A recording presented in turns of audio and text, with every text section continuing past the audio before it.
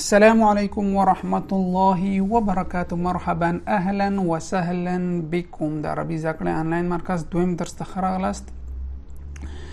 درس پیلونه مخکې تاسو نه هیله کوم په لومړی درس کې مونږ تاسو ته کورنۍ دنده درکړې وه، هغه هیڅ چا هم لیکلې نه وه. ما تاسو ته ویلي ول چې دې خط په شان د رسالې په شان تاسو یو بله رساله ولیکئ، لنډه یو 5 جملې کومنټ کړئ، دا هیڅ چا هم نه ولیکلې. هیله کوم چې کورنۍ دنده کې ونډه واخلئ. نو خپل درس پیلو. الحمد لله رب العالمين والصلاة والسلام على خير خلقه محمد وعلى آله وأصحابه أجمعين. سبحانك لا علم لنا إلا ما علمتنا إنك أنت العليم الحكيم. رب اشرح لي صدري ويسر لي أمري واحلل عقدة من لساني يفقه قولي. ربي زدني علما. بسم الله الرحمن الرحيم. أستمع وأعيد. مركز شرطة. مركز شرطة د پولیس مرکز، د پولیس سټیشن یا موږ حوزه ورته وایو. مرکز شرطه حوزه یا د پولیس سټیشن. نفق تونل ته ویل کیږي. نفق تونل. جسر پل ته ویل کیږي. جسر پل. نادي ریاضي دا د سپورت کلب ته ویل کیږي. نادي ریاضي د سپورت کلب. لوحة ارشاديه د معلوماتو لوحه ارشاديه دلته چې ګولې معلومات یا ارشادات د ارشاداتو لوحه. اشاره المرور ترافیکی سراغونه. اشاره مرور ترافیکی سراغونه. شتقات سلور لاره. شاطئ ساحل د بحر غاړه. شاطئ ساحل. طريق رئيس. طريق یا طريق رئيسيه چې ویل عمومي لاره. طريق رئيسي عمومي لاره. مومنه. طريق الخدمه د خدمت لاره. طريق الخدمه دغه لار ته وایي دته طريق الخدمه ویل کیږي. او که تاسو کوم بل نوم ورته وایي نو هغه تاسو کومنټ کړئ. دوار دغه ته دوار وایي. هیله کوم کومنټ کې تاسو وایي چې دته تاسو څه وایي. مثلا سرکونو مابین کې د سګر تغیله کولی هغه ته دوار وایي. نو هیله کوم چې تاسو وایي چې دا څه معنا پښتو کې ورته کومه کلمه استعمالېږي. شارع سرک. شارع سرک. أتحدث وأصف الأشياء في طريقي إلى شاطئ. وإذا خبركم وأصف الأشياء أو د شيانو صفاتكم في طريق پلارك إلى شاطئ د ساحل بطرف. يعني دې د پاره تاسو یو 5 جملې باید جوړې کړئ. يعني د څه خاص چینل لري دلته لیکلي تاسو باید هغه مثلا بهر ته دی یو چاته وایي چې څنګه مخې تم چې راغلل کومه سلاړ سي دا لومړی درس کې ویلی ول. نو هغه سی او 2-3 جملې کومنټ کړئ تاسو ته ګټه وکړي. لومړی درس کې وګورئ یا هغه سی دلته تاسو کومنټ وکړئ. اصلي محاوره ثلاثي. الدرس الثالث. استمع الى الحوار واعيده. محاوره واورم واعيدها وتكرارهم. مساء الخير يا علي. مساء الخير يا علي. ما خام بخير يا علي. مساء النور يا وليد. ما خام بخير يا وليد. هل تذهب معنا إلى المسرح؟ هل تذهب معنا إلى المسرح؟ آیا ته مونږ سره مسرح ما تاسو سټیج ویلی ور خو عمومي کې هغه کوم سټیج چې دا هغه تماشا خانه کولی شي ښه خبره ده. مسرح فقط سټیج ته نه وي خو هغه چې چیرته تماشي شیان کیږي سټیج هغه چې هغه یو دی هغه ته مسرح ویل کیږي تماشا خانه. مع من.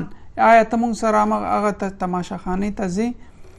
مع من د چا سره. مع والدي د زما د پلار سره. مع والدي زما د پلار سره. واين المسرح او دا تماشا خانه چیرته ده. واين المسرح. في وسط المدينه.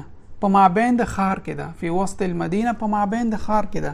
غرب موقف الحافلات. د بسونو د تمځای غرب طرف ته. د غرب د بسونو د تمځای طرف ته ده. یعنی د غرب طرف ته چیرته د بسونو تمځای یا بس سټاپ ده. لا مانع ث مشکل نشته. لا مانع ث مشکل نشته. شكرا لك. ډیره مننه. اصنف جمل الحوار و ترتیب کوم جملې د محاورې. دلته باید 2 جملې به زه وایم نور تاسو وایي. جمل استفهامیه د پوښتنې کولو جملې. مثلا ما تاسو ته ویلي کم، لماذا، دا شیان ټول استفهامیات چې د سوال پوښتنې کول لپاره استعمالېږي. کیف ذهبت الى المدرسه. مکتب ته څنګه لاړې. لماذا تذهب الى البيت. کور ته ولې ځې. 2 جملې ما جوړ کړې. کیف، لماذا، ما دا ټول دی په باره کې. عبارات تحیه د تحیه د سلام علیک عبارات مثلا مرحبا اهلا وسهلا دا عبارات تحیه دي د خراغلاست. اتجاهات ثلور اتجاه دي، اتجه شرقا، اتجه شمالا، اتجه جنوبا دا ټول ثلور اتجاه دي. اماکن مستشفى، مدرسه، الجامعه او بيت. اسماء الاشخاص د احمد، محمود، علي دا ثلور نمونه دي. نو دیگه دس خاص چی نشته. ها اکملو بالاختیار الصحیح فوق، تحت، امام، خلف، وسط. و په دغه کلمو سره دا لاندې خالیګاوي دا ډکوم. ها النفق الجسر دی ما بین نفق الجسر. نفق تونل ته ویل کیږي، دلته چی راځي؟ نو النفق تونل د جسر لاندې ده، چی وایو؟ تحت. النفق تحت، النفق تحت الجسر و تونل دی پول لاندې ده. السيارة امام الحافله، دلته امام السيارة امام الحافله، موټر وای دی بس شاته مخې ته دی. ها مكتب الحذف، مكتب الحذف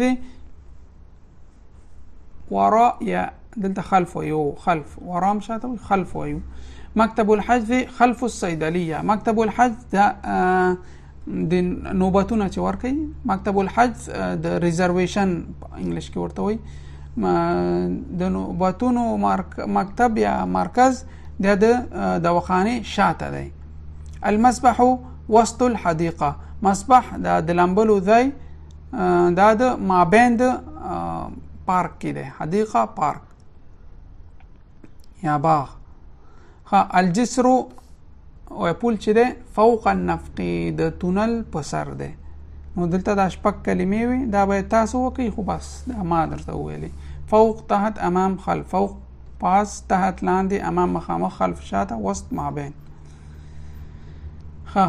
استمع و اعيدو دا دلته صرف تکرار دی خو باید معنی تاسو ته ذکومه. استمع اور اعيدو. عمل عمل، عمل عمل، عمر امر، عمر امر، قرأ قرع، سأل سعل، يعمر يأمر، باء باع. نو د دې معنی څه شی ده دا به لاندې وګورو. عمل لاندې ویم، عمل راځي چې دلته وګورو. دا ما تاسو ته دلته هغه کړی.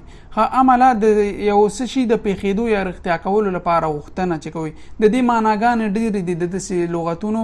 تاسو ته د یو سایټ ښیم المعانی، دا مختلف څو ژبې دي، عربي نه انګلیسي ته، عربي نه فارسي ته. دا ډېر یعنی ښه قاموس دی. دا تاسو که انټرنیټ لرئ ډاونلوډول هم شئ موبایل کې.